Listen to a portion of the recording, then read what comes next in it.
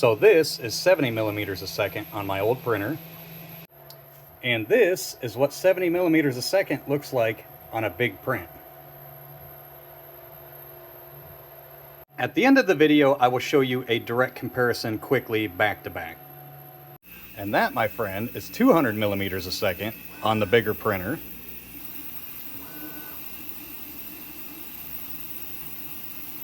Also understand that speed can't really ramp up until it has a big surface to do so. Here is the new printer doing 150 millimeters per second. And this is 500 on a big object.